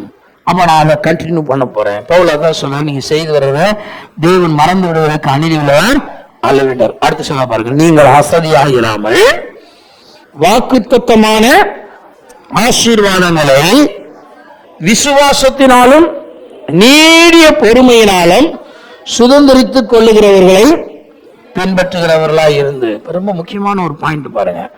இன்னைக்கு நிறைய நேரங்கள்ல ஒண்ணு சோம்பேறித்தனம். சிலர்லாம் பார்த்திருக்கோம், கிறிஸ்தவ வாழ்க்கையில அவங்க எதையுமே கற்றுக்கொள்றது இல்லை. இயேசு சொல்வார், என்னிடத்துல என் நுகத்தை உங்கள் மேல் ஏற்றுக்கொண்டு என்னிடத்துல கற்றுக்கொள்ளுங்கள். ஆனா அவங்க எதையுமே கத்துக்க மாட்டாங்க. ஒழுங்கா வாரந்தோறும் ஓய்வு நாள் தோறும் கர்த்தருடைய நாள் கர்த்தரை தேடணுங்கிறத கூட கத்துக்கிட மாட்டாங்க. டைம்லி கர்த்தரை தேடணும்னு சொல்லி கொடுக்குறோம், அதையும் கத்துக்கிறது இல்லை. வேதத்தை படின்னு சொல்றோம், அதையும் கத்துக்கிறது இல்லை. பிரசங்கத்தை ஒழுங்கா தியானம் பண்ணி கேளுங்கிறோம், அதையும் கத்துக்கிறது. கர்த்தரை ஆராதையும் சொல்றோம், கத்துக்கிறது. கொடுக்க கற்றுக்கொள்ளுங்கிறோம், அதையும் கற்றுக்கொள்றது இல்லை. ஆனா வருஷங்கள் பாத்தீங்கன்னா ரொம்ப வருஷம் நடந்து போயிடும். அப்புறம் உடனே இவங்களுக்கு கடவுள்கிட்ட சில நிறைய எதிர்பார்ப்புகள் வருது, அது நடக்கலைன்னு. என்ன இத்தனை வருஷம் இந்த கோயிலுக்கு போய் என்ன நடந்துச்சு, இத்தனை வருஷம் நான் கடவுளை தேடினேன், என்ன கொடுத்தாரு கர்த்தரு, இந்த மாதிரி கசப்புகளும் சலிப்புகளும் முறுமுறுப்புகளும் நிறைய நேரங்களில் மனிதர்களுக்கு வந்துடுது. கசப்புகள், சலிப்பு, முறுமுறுப்பெல்லாம். நான் சொல்றேன், நீங்கள் எல்லாவற்றையும் ஒழுங்காக கற்றுக்கொண்டு கொள்வீர்களானால் நீங்கள் அசதியா இராமல், முதல் பாயிண்டா தான், நீங்க எப்படி இருக்கக்கூடாது? சோம்பேறியா இருக்கக்கூடாது. சோம்பேறியா இருக்கக்கூடாது. நீங்க ஒரு நிறுவனத்தில் வேலை பார்க்குறீங்கன்னு வச்சுக்கோங்க, 9 மணிக்கு இங்கே உள்ள இருக்கணும் அப்படின்னு சொன்னா, நீங்க கொஞ்சம் தூரத்தில் இருக்கிற ஆளுன்னு வச்சுக்கோங்க, நீங்க கிளம்பி போறதுக்கு எவ்வளவு பரபரப்பா இருப்பீங்க உங்க வீட்டுலன்னு பாருங்க. நீங்க வாட்டு பேசாம படுத்து தூங்கிட்டு 8:45 எந்திரிச்சு வர்றேன் மெல்ல அப்படின்னு சொல்ல முடியுமா? சீட்டை கிழிச்சிருவான் அடுத்த நாள். ஆனா நம்ம சபைக்கு வர்றதுல எப்படி இருக்கும்னு பாருங்க. 7 நாள் 6 நாள் சுறுசுறுப்பா வேலைக்கெல்லாம் டைமுக்கு போயிடுறோம். இன்னும் வியாபாரம் பண்ற ஆளுக்கு தான் சொல்றேன், 5 மணிக்கு எந்திரிச்சு கடையை திறக்கணும், 4 மணிக்கெல்லாம் எந்திரிச்சிடும். எந்திரிச்சு வீட்டு வேலையை கொஞ்சம் ஒழுங்குபடுத்திட்டு காலைல வெள்ளன போய் 6 மணிக்கெல்லாம் அழைஞ்சிடணும். திறந்துடும். கால வியாபாரத்தை விட்டுறக்கூடாது. எல்லாம் பண்றோம்ல. அது அதுல சுறுசுறுப்பு காமிக்கிற மாதிரி தேவனை தேடுறதுலயே நம்ம சுறுசுறுப்பு என்ன செய்யணும்? காண்பிக்கணும். அதுக்கு மட்டும் என்னன்னா கொஞ்சம் மெல்ல போய்க்கலாம். நீ சர்ச்சுக்கு தானே போறோம். மற்ற நாள் தான் வியாபாரம் பண்ண போறாங்களா, இன்னைக்கு எங்க போறாங்க? சர்ச்சுக்கு தானே போறோம். யாருக்கு வியாபாரியை கோச்சுக்காதீங்க, எல்லாருக்காக பிரயோஜனப்படும்படி சொல்றேன். நம்ம அப்படி நடக்க கூடாது. இது கர்த்தருடைய நாள். நான் என்னுடைய 6 நாள் 7 வேலைக்கு போனேன், இன்னைக்கு பரலோக தேவனை தேடி நினைச்சேன் போறேன் அப்படின்னா, அந்த 6 நாள் நான் காண்பித்த துரிதத்தை காட்டிலும் நான் விரைவாக துரிதமாக என்ன செய்ய போறேன்? செயல்பட்டு நான் சரியான நேரத்துக்கு கர்த்தரை போய் தேட போறேன். அங்கதான் ஆரம்பிக்குது உங்களுடைய சுறுசுறுப்பு. அசதியா இராமல். கிறிஸ்தவ வாழ்க்கை வந்து பாத்தீங்கன்னா இன்னைக்கு நிறைய பேருடைய வாழ்க்கை எப்படின்னா அப்படியே சோம்பேறித்தனமான கிறிஸ்தவ வாழ்க்கை. அசதியா இருப்பாங்க. ஆனா தேவன் மட்டும் இவங்க கூப்பிட்ட உடனே அப்படியே குதிச்சு ஓடி வந்துடணும். கபால வந்து நின்றணும். அப்படியே வீட்டை திறந்துட்டு உள்ள வந்து இதான் வந்துட்டு மகனே மகனே அப்படி வந்து நின்றணும். என்ன ஆசை! ஆனா நமக்கு எல்லாருக்கும் அப்படி ஆசை இருக்கு. செவிச்ச உடனே வீட்டுக்கு வந்துடணும், உள்ள வந்து நின்றணும், அப்போதான் நடந்துடணும். நான் சொல்ல, நீங்க உங்க கர்த்தருடைய காரியத்துல நீங்கள் அசதியா இராமல் ஆரம்பிச்சீங்கன்னா, நான் சொல்ல, தேவன் கூப்பிட்டால் உடனே வருகிறவர். அவர் காணாம படுத்தவே மாட்டாரு. டைம்லி மிரக்கல் நடக்கும். எப்பனா நீ முதல்ல அசதியா இராமல். ஒரு பாயிண்டா சொல்றாரு, நீ அசதியா இருக்காதங்கிறார். 2வது சொல்றாரு, வாக்குத்தத்தமான ஆசீர்வாதங்களை விசுவாசத்தினாலும் நீடிய பொறுமையினாலும். இப்ப நிறைய பிராமிஸ் இருக்கு. அப்புறம் முதல்ல என்ன சொல்ல, இந்த வாக்குத்தத்தங்கள் எல்லாம் கொஞ்சம் கத்துக்க. நான் என்னெல்லாம் வாக்கு பண்ணிருக்கேங்கிறத தெரிஞ்சுக்கோ. கடவுள் எனக்கு என்ன வாக்கு பண்ணிருக்கான்னு தெரியலன்னா நான் அடைவேன் முடியாது. முதல்ல எனக்கு என்ன வாக்கு பண்ணிருக்க, சுகத்தை குறித்து என்ன வாக்குத்தத்தம் கொடுத்திருக்கிறாரு, ஐஸ்வர்யத்தை குறித்து என்ன வாக்குத்தத்தம் கொடுத்திருக்கிறாரு, ஆசீர்வாதங்களை குறித்து என்ன வாக்குத்தத்தம் இருக்கு. இந்த வாக்குத்தத்தங்களை நான் முதல்ல என்ன செய்யணும், நல்லா புரிஞ்சுக்கணும். வாக்குத்தத்தம் என்னெல்லாம் இருக்கு. அப்போ இந்த வாக்குத்தத்தத்தை முதல்ல நான் அறிந்து கொள்ள கற்றுக்கொள்ள வேண்டி இருக்கிறது இல்லையா? அதை நல்லா கற்றுக்கொள்ளணும். இப்போ நீங்கள் அசதியாயிராமல் வாக்குத்தத்தமான ஆசீர்வாதங்களை விசுவாசத்தினாலும். இப்ப நான் அதை சுதந்திரிக்கணும்னா என்ன பண்ணணும்னா, இப்ப இந்த வாக்குத்தத்தங்களின் மேல் என்னுடைய விசுவாசத்தை என்ன செய்யணும், நான் வைக்கணும். விசுவாசத்தை கொண்டு போய் இந்த வாக்குத்தத்தத்தின் மேல நான் வைக்கிறேன். நான் வந்து இந்த வாக்குத்தத்தத்தை நம்புற கடவுள் எனக்கு வாக்கு பண்ணி இருக்கிறாரு. இது கண்டிப்பா என் வாழ்க்கையில நடக்கும். நான் வாக்குத்தத்தத்தை நம்ப போறேன் சொல்லி என்னுடைய விசுவாசத்தை அந்த வாக்குத்தத்தின் மேல வைக்கணும். இது வரைக்கும் உங்களுக்கு கரெக்டா வந்துடும். அதான் நம்புற நிறைய வாக்குத்தத்தம் வீட்டு வெளிப்பட்டிருக்கோம். ஆனா அடுத்த காரியம் இருக்கு பாருங்க, வாசிங்க. இதெல்லாம் பிரச்சனையா இருக்கு. இதெல்லாம் பிரச்சனையா இருக்கு. என்னன்னா வாக்குத்தத்தத்தை விசுவாசிக்கிறான், ஆனால் பொறுமை நம்மள்ட்ட பொறுமையே கிடையாது. இன்னைக்கு நிறைய நேரங்கள்ல பொறுமையை இழந்து நம்ம நிறைய வேலை இழந்த உலகத்துல செய்யறோம். வாக்குத்தத்தத்தை படிக்கிறோம். கர்த்தர் சொல்றாரு, இப்ப நீதிமானுடைய வீடு வந்து சகல நற்பொருட்களால் என்ன செய்யுமா நிறைந்து இருக்கும். உடனே வாக்குத்தத்தம் சொல்லுது, என் வீட்டுல ஏசி இருக்கும், ரெஃப்ரிஜரேட்டர் இருக்கும், டிவி இருக்கும், எல்லாம் சோஃபா இருக்கும். அடுத்தவங்க உடனே ஐடியா போடுது, எவன்டா கடன் கொடுக்குறான். உடனே அதே நீதான் தினமும் போன் அடிச்சிட்டு இருக்கானே. இப்பெல்லாம் சம்மர் வந்துருச்சு, நீங்கள் 1000 ரூபாயில் ஏசி வாங்கி விடலாம், வாங்கல் எளிதாக நீங்கள் ஏசி வாங்கலாம். உடனே நமக்கு ஏசி இல்லாதவங்களுக்கு எல்லாம் ஒரு எண்ணம் வருது, சம்மர் 1000 ரூபாய் கட்டி இப்போ அதை வாங்கிட்டு வந்து வீட்டில் மாட்டிடுவோம். அடுத்த 1ஆம் தேதி என்ன வரும்? 1000 ரூபா வராது. இப்ப என்ன வரும்? இப்ப அந்த இஎம்ஐ வந்து நிற்கும். 2000 5000 ஒரு இஎம்ஐ வந்து நிற்கும். இப்ப அந்த காத்தே குழுக்குழுன்னு இருக்காது பாருங்க. ஏன்னா வெளியில காத்து குழுக்குழுன்னு அடிக்குது, உள்ளத்துல என்ன செய்யுது? ஒரே புழுக்கம். பணம் கட்ட முடியலையே, டியூ வருது, என்ன பண்றது? மன அழுத்தம் இல்லையா? அந்த பிரஷர், அதுவும் புழுக்கம்னு சொன்னேன். அந்த பிரஷர் நம்மளை போட்டு நெருக்குது. இப்ப என்ன நினைக்கிறோம்? அந்த வாக்கு பண்ணுங்க, நீதிமன்ற வீட்டுல எல்லா நற்பொருளும் என்ன செய்யும் இருக்கும். நீங்க தான் சொன்னீங்க, அதனாலதான் உங்களை நம்பித்தான் கடை வாங்கினேன், டிவியை வாங்கினேன், ஃப்ரிட்ஜை வாங்கினேன், எல்லாம் சோஃபா வாங்கினேன், எல்லாமே உங்க நம்பித்தான். அந்த ஒரு வாக்கு தத்துவத்தை நம்பிதான் வாங்கினேன். இப்ப ஆண்டவர் சொன்னாரு, அப்படியா? நான் சொன்னபடி வாங்கியிருந்தீங்கன்னா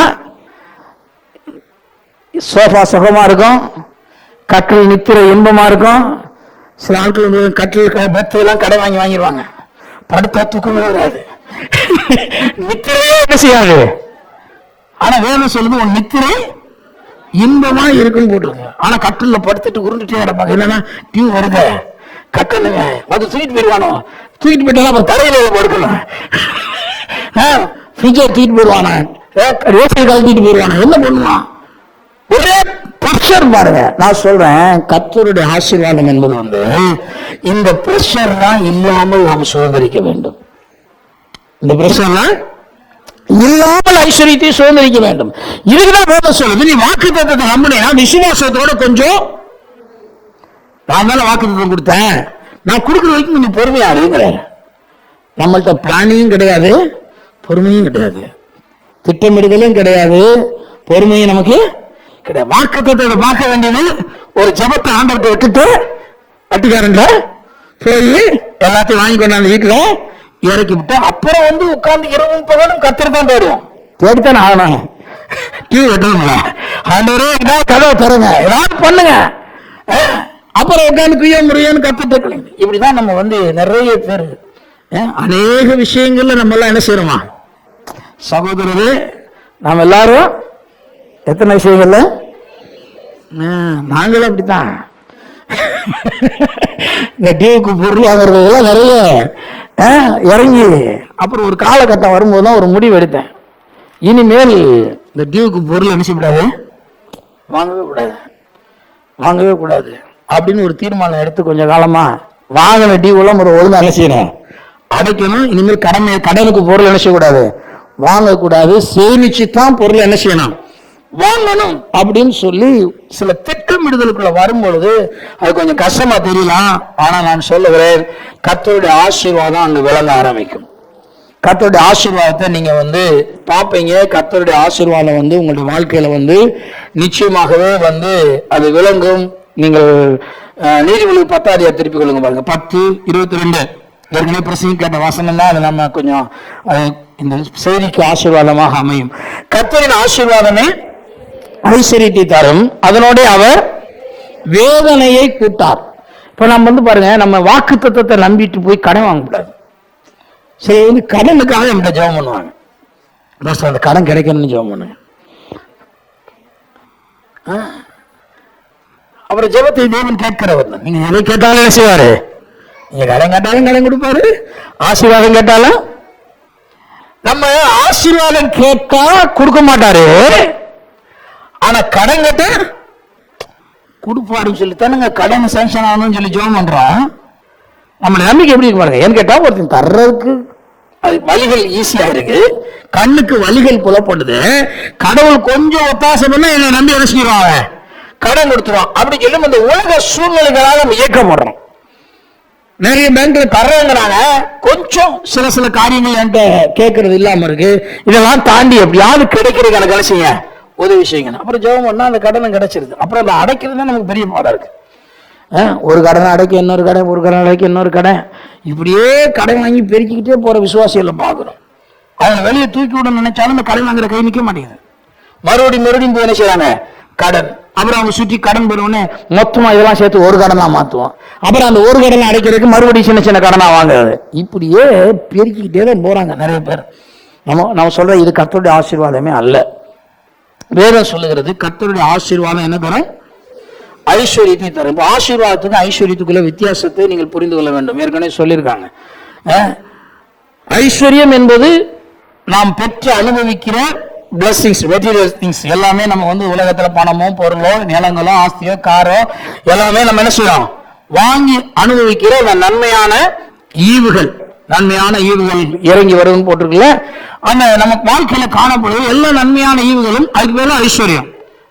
நிறைய கோல்டு இருக்கு, அவன் ஐஸ்வர்யவான்னு சொல்றான். பணம் இருக்கு, அவன் ஐஸ்வர்யவான்னு சொல்றான். நிலங்கள் நிறைய வச்சிருக்கான், அவன் ஐஸ்வர்யவான்னு சொல்றான் இல்லையா? அதான் ஐஸ்வர்யம். அப்ப ஆசீர்வாதம்ங்கிறது என்ன அப்படி சொன்னா, இந்த ஐஸ்வர்யத்தை சம்பாதிக்க பண்ணுகிற ஒரு பலன், ஒரு சக்தி, ஒரு ஆற்றல் என்று பார்க்கிறோம்.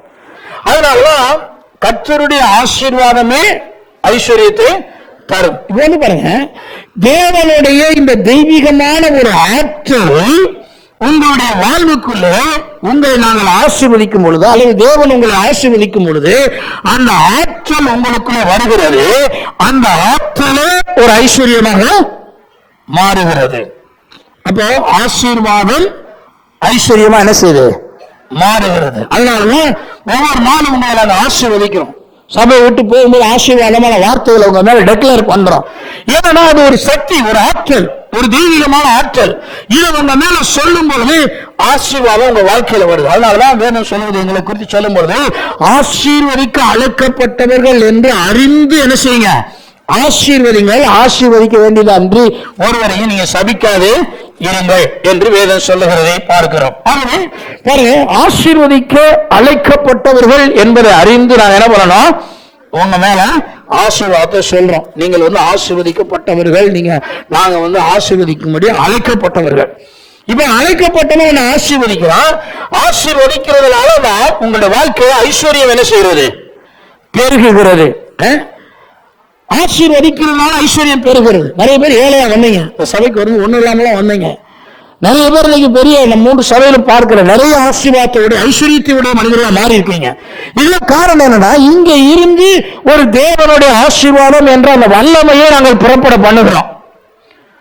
தேவனுடைய வார்த்தையின் மூலமாக, ஜெபத்தின் மூலமாக, அபிஷேகத்தின் மூலமாக தேவனுடைய வல்லமை இங்கிருந்து புறப்படுகிறபடினால அந்த வல்லமை தான் உங்களுக்கு பொருளாதார ஆசீர்வாதங்கள் ஐஸ்வர்யத்தை கொண்டு வந்திருக்கிறது. அப்ப இந்த ஆசீர்வாதம் அந்த ஐஸ்வர்யத்தை வாழ்க்கையில் என்ன செய்யறது? கொண்டு வருது. அப்ப ஐஸ்வர்யத்துக்கு காரணம் இந்த தெய்வீக ஆசீர்வாதங்கிறத மறந்துடக்கூடாது. நிறைய பேர் ஐஸ்வர்யம் பெருகினதுக்கு அப்புறம் அவங்க இந்த ஆசீர்வாதத்தினாலதான் நான் ஐஸ்வர்யமான ஆனேன் அப்படிங்கறத அவங்க மறந்துடுறாங்க. இப்போ யோசேப்பு எவ்வளவு பெரிய ஆளானான் தேசத்துல. ஆனால் யாக்கோபு, அவனுடைய தகப்பனார் யாக்கோபு ஒரு நாள் கர்த்தரோடு போராடுறான் பாருங்க. உங்களுக்கு எல்லாம் தெரியும். 2 பரிவாரங்களை உடையவனாய் மாமா வீட்டுல இருந்து திரும்பி என்ன செய்யறான்? வந்துட்டு இருக்கிறான்.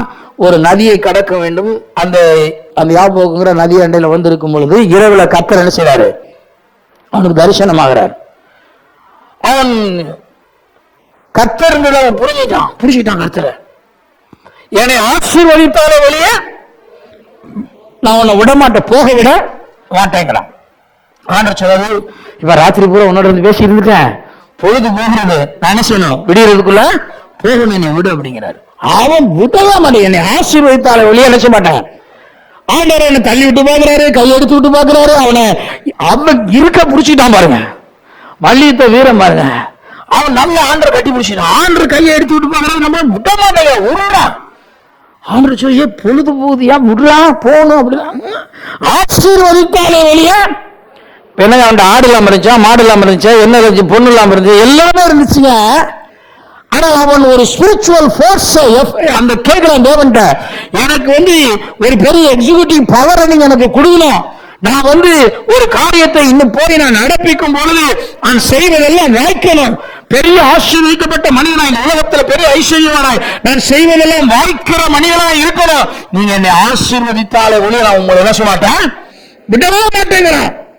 கடைசியா தேவன் சொல்றாரு, இனிமேல் உன்னுடைய பெயர் யாக்கோபு எனப்படாமல் இஸ்ரவேல் எனப்படும் என்று சொல்லி அங்க பாருங்க, அவனை ஒரு பெரிய ஜனத்துக்கு தலைவனாக ஒரு ஆசீர்வாதத்தை அவன் மேல என்ன செய்யறாரு சொல்லிட்டு போறாரு. அவன் போராடி ஒன்னும் 1 கிலோ தங்கம் வாங்கல, இல்ல 10 ஆடு மாடு வாங்கல, அதெல்லாம் வாங்கல, மலை கட்டி அவன் தேவனுடைய ஆசீர்வாதத்தை, அதாவது ஐஸ்வர்யத்தை சுதந்திரிக்க பண்ணுகிற அந்த ஆசீர்வாதத்தை, வெற்றியை சுதந்திரிக்க பண்ணுகிற, சத்துருக்களை வீழ்த்துகிற அந்த ஆசீர்வாதத்தை தனக்கு உரியதாக செய்தான், மாற்றிக்கொண்டான். நம்ம உலகத்துல பார்க்கலாம் இல்லையா, பெரியவங்களை பார்த்தா அவங்கள்ட்ட ஒரு ஆசீர்வாதம் வாங்கிக்கோங்கிறோம். இன்னைக்கு சில வந்து என்ன கும்பிட்டு விழுந்துட்டு காசு கொடுங்க, அதுக்கு அவனுக்கு புரியல. என்னன்னா காலில் விழுந்தா எதாவது வேலை செய்வாரு, கொடுக்கணும். நம்ம எனக்கு ஐயா காலில் விழுந்துட்டானே ஏதாவது வேலை செய்வான். அதுல இது இல்ல, அவர்கள் நம்ம சொல்லுகிற வார்த்தைகள் இருக்கிறது, அது பெரிய பவர்ஃபுல்லானது, அது பெரிய காரியம். எப்ராஹிம் மனாசையும் கொண்டு வந்து யோசேப்பு வந்து அப்பாட்ட நிறுத்தி யாக்கோபிட்ட என் குமாரர்களை ஆசீர்வதிங்கிறான். அவன் அறிந்தே ஆசீர்வதித்தான் என்று பார்க்கிறோம். அப்போ ஒவ்வொரு ஆசீர்வாதமும் என்ன சொல்லுதுன்னா அது ஒரு பெரிய பவர். ஐஸ்வர்யத்தை சம்பாதிக்க பண்ணுகிற, வெற்றியை சம்பாதிக்க பண்ணுகிற ஒரு ஆற்றல். சொல்ல ஆசீர்வாதம் என்பது ஐஸ்வர்யத்தை, வெற்றியை, வாழ்வு வளமையை சுதந்திரிக்க பண்ணுகிற ஆற்றலாக இருக்கிறது. எத்தனை பேருக்கு இந்த ஆற்றல் வேணும்? கரங்களை தட்டி காத்தரை சோதரி. ஹல்லேலூயா, தேங்க் யூ லார்ட், ஹல்லேலூயா. நான் சொல்ல இதை விரும்பணுங்க, இந்த ஆற்றலை விரும்பணும். ஒண்ணுமே இல்லாம இருந்தா கூட நான் சொல்றேன், இந்த தெய்வீக சக்தியை விரும்புங்க. இது உங்க வாழ்வுக்குள்ள வரும் பொழுது நீங்கள் அசையாயிராமல் வாக்குத்தத்தமான ஆசீர்வாதங்களை விசுவாசத்தினாலும் நீடிய பொறுமையினாலும், பாருங்க, விசுவாசத்தினாலும் ரொம்ப நீடிய பொறுமை. நான் சொல்றேன் வாக்குத்தத்த ஆசீர்வாதம், இது அவர் தான் எனக்கு கொடுக்கணும். அப்ப அதை நான் சுதந்திரித்துக் கொள்ளுகிற ஒரு ஆற்றல் எனக்குள்ள பெறுகிற வரைக்கும் நான் கொஞ்சம் விசுவாசத்திலே பொறுமையான செய்ய போறேன், இருக்க போறேன். நம்ம ரொம்ப தப்பு பண்றது என்னன்னா, நம்ம விசுவாசிக்கிறோம், பொறுமையை இழந்து போய் அதை சுதந்திரிப்பதற்கு வேற உபாயங்கள் என்ன செய்யறோம், தேட ஆரம்பிக்கிறோம். அதுதான் பிரச்சனையே வருது. நான் சொல்ல விசுவாசிக்கிற மனிதன் ரொம்ப பொறுமையோடு இருக்க வேண்டியிருக்கு. பொறுமையோடு இருந்தா என்ன செய்யணும், சுதந்திரிக்கணும். பொறுமையோடு இருந்தால் நீங்கள் சுதந்திரிக்கலாம். கடன் இல்லாம, அதான் சொல்ல, அந்த மன புழுக்கங்கள் இல்லாம, அப்புறம் வேதனை இல்லாம நீங்க என்ன செய்யலாம், சுதந்திரிக்கலாம். வேதனை இல்லாமல் சுதந்திரிக்கணும், அதான் ரொம்ப முக்கியம். சுதந்திரிச்சுட்டேங்க, ஆனா பின்னாடி டெய்லி மாசம் மாசம் பெரிய வேதனையா இருக்கு, பெரிய ரோதனையா இருக்குமாங்க. வேதனை ரோதனை இதெல்லாம் என்ன செஞ்சுவாங்க, மனுஷனை போட்டு ரொம்ப பாடாப்படுத்துது. அதெல்லாம் இருக்கவே கூடாது வாழ்க்கையில. கர்த்தருடைய ஆசீர்வாதத்துல வந்து வியர்வை இருக்காதுன்னு போட்டிருக்கு, வேதனை இருக்காதுன்னு போட்டிருக்கு. அப்போ நம்ம வந்து இதுக்கெல்லாம் பிளான் பண்ணி நம்ம போக வேண்டியிருக்கு. வாக்குத்தத்தம் நிறைவேறுகிற வரைக்கும் விசுவாசத்தோடு நம்ம என்ன செய்ய வேண்டியிருக்கிறது, கொஞ்சம் பொறுமையா, பக்கத்துக்கு காலப்போச்சு, கொஞ்சம் பொறுமையா இருங்க. நீங்க விசுவாசிக்கிறது வாக்குத்தத்தமானது நடக்கும், உங்களுக்கு நீங்க பெற்றுக்கொள்வீங்க. கரங்களை தட்டி கர்த்தரை சோதரி. ஹல்லேலூயா. கொஞ்சம் நம்ம பொறுமையா இருக்கோம். நம்ம நிறைய நேரங்கள்ல பொறுமையை தான் இழந்துடுறோம். பொறுமையை இழக்கிறதுனால தான் நமக்கு நிறைய பிரச்சனை வருது. இவங்க சுதந்திரித்துக் கொள்ளுகிறவர்களே, இப்ப சிலர் வந்து பொறுமையோட சுதந்திரிச்சுக்கிறாங்க. எப்படி சுதந்திரிச்சுக்கிறாங்க, பொறுமையா இருந்து சுதந்திரிச்சுட்டு வர்றாங்க. அவங்க வாழ்க்கையில வந்து கஷ்டமே கிடையாது. அதனால ஏன்னா அவங்களுக்கு இழப்பே கிடையாதுங்க. தேவையில்லாம அந்த ஒரு பொருளை வாங்குறதுக்காக நம்ம அந்த பொருளுடைய விலையை காட்டிலும் அதிகமான பணத்தை நம்ம இழக்கிறோம் வட்டிங்கிற பேர்ல. ஆனா அவங்க பொறுமையா இருக்கிறவங்க அவனுக்கு இழப்பே கிடையாது. நல்லா புரிஞ்சுக்க, நீங்க பொறுமையா இருந்தா நீங்க எதையுமே இழந்து போக மாட்டீங்க. எல்லாத்தையும் என்ன செய்வீங்க, சுதந்திரிப்பீங்க. கண்டிப்பா கர்த்தர் உங்களுக்கு உதவி செய்வார். அப்ப நம்ம அதுக்கும் நம்ம விசுவாசிக்க வேண்டியது. நான் பொறுமையோடு இருந்து என்ன செய்ய போறேன், எல்லாத்தையும் சுதந்திரிக்க போறேன். பொறுமை, பொறுமை. அப்ப நம்மளை பார்த்தே சொல்லணும், நம்ம ரொம்ப துருன்னு வந்துச்சுன்னா கொஞ்சம் பொறுமையாரு, கொஞ்சம் பொறுமையாரு அப்படின்னு மண்டையில் அடிச்சுக்கணும். கொஞ்சம் பொறுமையாயிரு. நம்ம வந்து அவசரப்படுறோம் நிறைய விஷயங்கள்ல, அப்புறம் கஷ்டப்படுறோம். அதனால சொல்ல, கர்த்தருடைய ஆசீர்வாதம் வந்து வேதனை இல்லாத ஆசீர்வாதமா இருக்கணும். அது என்ன பொருளை வாங்குறா இருந்தாலும், என்னத்தை சுதந்திரிக்கிறதா இருந்தாலும், வாழ்க்கையில பொறுமை, நீடிய பொறுமையா இருந்து சிலர் சுதந்திரித்துக் கொண்டாங்களாம். அந்த சுதந்திரித்துக் கொள்ளுகிறவர்களை பின்பற்றுகிறவர்களாக இருந்து, நிறைய நேரங்கள்ல நம்ம யாரை பின்பற்றது தெரியுமா, எவனாவது கடன் வாங்கிருப்பான். நீ எப்படிடா வாங்கின, கொஞ்சம் வழி எனக்கு என்ன செய்ய சொல்லு, நானும் வாங்கணும், கொஞ்சம் வழி சொல்லு. கடன் வாங்கின எப்படி வாங்கின, நம்ம யாரை பின்பற்றோம்னா ஏற்கனவே புழுக்கத்துல கிடக்கிறான், கஷ்டத்துல கிடக்கிறான், வேதனை கிடக்கிறான், அவன் பின்னாடி போய் அவன் பின்னாடி அவன மாதிரியே செய்யணும்னு நினைக்கிறான். நான் சொல்றேன், யாராவது கடன் இல்லாம வாழ்ந்துட்டு இருந்தாங்கன்னா அவங்ககிட்ட போய் ஐடியா கேளுங்க. எப்படி பிரதர் நீங்க கடன் இல்லாம இருக்கீங்க, எப்படி கடன் இல்லாம பொருள் எல்லாம் எப்படி வாங்குறீங்க, நீங்க சேவிக்கிறவங்க எப்படி திட்டம் போடுறீங்க, எப்படி விசுவாசிக்கிறீங்க, நீங்க விசுவாசிக்கும் போது எப்படி அற்புதமா உங்க வாழ்க்கையில் நடந்துச்சு, கொஞ்சம் நம்ம அப்படி கொஞ்சம் யோசிக்கணும். நம்ம யாரை பின்பற்றுகிறோம்? இப்ப பாருங்க, இயேசு ஊழியம் பண்றதுக்கு எங்கேயுமே கடன் என்ன செய்யல வாங்கல. ஆனா இன்னைக்கு இருக்க அநேக ஊழியக்காரங்க தவறான கடன் வாங்கிடும். என்னன்னு கேட்டா, கர்த்தருடைய ஊழியம் பாருங்க, அதை செய்து முடிக்கணும், அதுக்கு தான் கடன் வாங்கி வச்சிருக்கீங்க. அதுல இயேசுனார் எங்கேயாவது கடன் வாங்கி ஊழியம் பண்ணாரா? சில பிரின்சிபிள் எல்லாம் நம்ம ரொம்ப கரெக்டா வர வேண்டியது. இயேசு கடன் வாங்கல, நானும் கடன் வாங்கி ஊழியம் என்ன செய்ய மாட்டேன், பண்ண மாட்டேன். இயேசுக்கு அன்றாட தேவை இருந்துச்சு, இயேசுக்கு வாகனம் எல்லாம் தேவை இருந்துச்சு, கார் எல்லாம் தேவை இருந்துச்சு. அன்னைக்கு இருந்த வாகனம் அவருக்கு பாருங்க, வாகனம் தேவையா? போடாங்க ஒரு கல்வரைக்கும் புடிச்சு வராங்கிறாரு. அவர் கடன் வாங்கி கார் வாங்கி வைக்கல.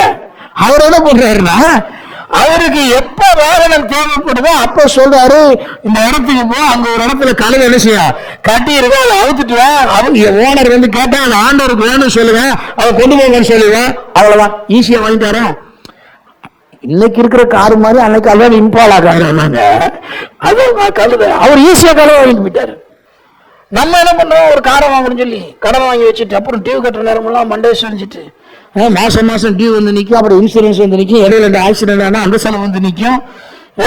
அப்புறம் நம்ம திட்டம் போட்டு வச்சு மாசம் மாசம் கரெக்டா கட்டிட்டு அப்படி நோய் பிடிச்ச மாதிரி வாழ்க்கை ஓட்டலாம் அடிக்கும்போது திடீர்னு வந்து நிற்கும் தேவை. கடைசிக்கு நம்ம மேலும் மேலும் பாரத்துக்குள்ள தள்ள போடுறோம். நான் சொல்றேன், நம்ம ரொம்ப ஃப்ரீயா வாழணும் இந்த உலகத்துல. நம்முடைய திட்டமிடுதல் மிக மிக மிக அவசியமானதா இருக்கு.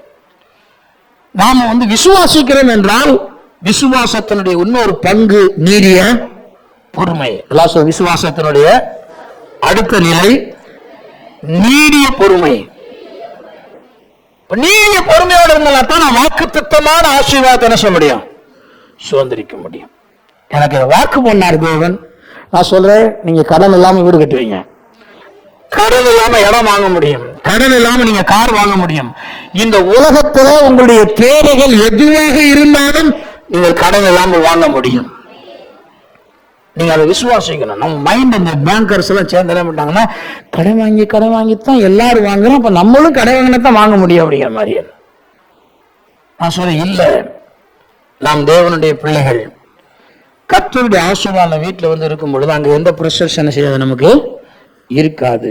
அது ஐஸ்வர்யத்தை நமக்கு தரும் என்று பார்க்கிறோம். ஆகவே பிரஷர் இல்லாம நம்ம வாழலாம். அடுத்து பாருங்க, உங்களுக்கு நம்பிக்கையின் பூரண நிச்சயம் உண்டாகும்படி நீங்கள் யாவரும் முடிவு பரியந்தம் அப்படியே ஜாக்கிரதையை காண்பிக்க வேண்டும் என்று ஆசையா இருக்கும். அவரே சொல்றாரா, நீ இதுக்கு மாதிரி பரிசுத்தவான்களுக்கு சர்வீஸ் பண்ணையா, அதை தொடர்ந்துட்டே இரு, அதை விட்டுறாங்க, அந்த சர்வீஸை விட்டுறாங்க, அதுல நீ ஜாக்கிரதையா இரு.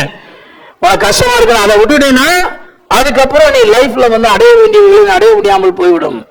ஆகவே அந்த சர்வீஸ் பண்றதுல இல்ல, நீ ஆசையாக நீ ஜாக்கிரதையாக என்ன செய்யணும், இருக்கும்படி ஆசையா இருக்கு. நாங்க ஆசையா இருக்கிறோம் அப்படின்னு சொல்றாரு. அப்புறம் அது மாத்திரமல்ல, அவர் சொல்றாரு, நீங்க வாக்கு தத்துவத்தை சுதந்திரிக்கிறீங்களா, உங்களுக்கு முன்னே போன பரிசுத்தவான்கள் என்ன செய்தார்களோ அவங்க எப்படி விசுவாசத்தினால சுதந்திரிச்சாங்களோ அந்த ஆட்களை பின்பற்று அப்படிங்கிறார். எல்லாரையும் பின்பற்றி சொல்லல, எல்லாம் பொருள் வாங்கினவனே நீ பின்பற்றி போன சொல்லல. அவர் என்ன சொல்ல, எவன் வாக்குத்தத்தமான ஆசீர்வாதத்தை விசுவாசித்து அதன் மூலமாய் அவன் அதை சுதந்திரித்திருக்கிறானோ அவனை போய் பார்த்து அவனை நீ என்ன செய்ய, அவனுடைய விசுவாசத்தை பின்பற்று அப்படிங்கிறார். அப்படி சொல்லிட்டு சொன்னாரு, ஆபிரகாமுக்கு தேவன் வாக்குத்தத்தம் பண்ணின பொழுது ஆணையிடுவதில் தம்மிலும் பெரியவர் ஒருவரும் இல்லாதபடினாலே தமது பேரில் தானே ஆணையிட்டு, வாசிங்க, நிச்சயமாகவே நான் உன்னை ஆசீர்வதித்து உன்னை பெருக பண்ணுவேன் என்றார். அப்படியே அவன், வாசிங்க எல்லாரும் சத்தம் வாசிங்க, எப்படி இருந்து என்ன சத்தமா, நம்ம நிறைய நேரங்களில் விசுவாசத்தில் இருக்கணுங்கிறது சொல்லிக் கொடுக்கலாம். பொறுமையா இருக்கிறது ரொம்ப என்ன செய்ய வேண்டியிருக்கு. இந்த உலகம் ரொம்ப ஃபாஸ்ட் வேர்ல்டு இல்லையா, ரொம்ப குயிக்கா போயிட்டே இருக்கு, ரொம்ப ஃபாஸ்டா செய்யுது. ஒரு காலத்துல இங்க இருந்து ஒரு கடிவாசி போட்டா போயிட்டு 10 வர்றதுக்கு நமக்கு 15 நாள் ஆகும். ரொம்ப பொறுமையோடு இருப்போம். எப்படா கடிதம் சேரணும், ஏதாவது வந்திருக்கான்னு போஸ்ட்மேன் என்ன செய்யும், கேட்டுட்டு பொறுமையா இருப்போம், வரும் அப்படிங்கிற நம்பிக்கை. ஏன்னா நமக்கு அதை தாண்டி சிந்திக்கிறதுக்கு இந்த லெட்டரே போய் சேர்ந்துருக்கா சில நேரங்கள்ல. ஆனா நம்ம என்ன செய்வோம், அங்கிருந்து பதில் வரும்னு நினைச்சுவா, தினமும் போஸ்ட்மேன் போய் கேட்டுட்டு இருப்போம், பதில் போட்டு பதில் வந்திருக்கான். ஆனா இன்னைக்கு எப்படி இருக்கும், உடனே ஒரு போன் எடுத்து அடிச்சா உலகத்துல எந்த மூலையில இருந்தாலும் ஆளை பிடிச்சுக்கலாம். எந்த மூலையில இருந்தாலும் சரி, டக்குன்னு இல்லையா, ஒரு SMS டக்குன்னு அவ்வளவுதான். அவர் பிஸி இருந்தா கூட SMS போட்டா 5 நிமிஷத்துல எப்படி பார்த்துருவாரு, பதில் வந்துடும். 5 நிமிஷத்துல உலகத்துல எந்த மொழி இருந்தாலும் பதில் என்ன செஞ்சிடலாம், எடுத்துடுறோம். ரொம்ப ஃபாஸ்ட் வேர்ல்டு. நான் சொல்றேன், வேதம் விசுவாசத்திலே ஐஸ்வர்யத்தை சுதந்திரிப்பதற்கு ஆபிரகாமுடைய பொறுமையை உடையவர்களாக நீங்கள் என்ன செய்ய வேண்டும், இருக்க வேண்டும். ஆபிரகாமுக்கு பொறுமையை தேவன் என்று எதிர்பார்க்கிறார். அந்தபடியே அவன் பொறுமையாய் காத்திருந்து வாக்குத்தத்தம் பண்ணப்பட்டதை பெற்றான். நீங்களும் பெற்றுக் கொள்வீங்களா? நான் சொன்னேன், வாக்குத்தத்தம் பண்ணப்பட்ட எதையுமே நீங்க இழந்து போக மாட்டீங்க. வாக்குத்தத்தம் பண்ணப்பட்ட அத்தனை காரியங்களையும் நீங்கள் பெற்றுக்கொள்வீர்கள். ஆனா கொஞ்சம் நம்ம பொறுமையோடு இருந்து கர்த்தரை நாம் என்ன செய்யணும், விசுவாசிக்க வேண்டும். எல்லாரும் நம்ம எழுந்து நிற்போம்.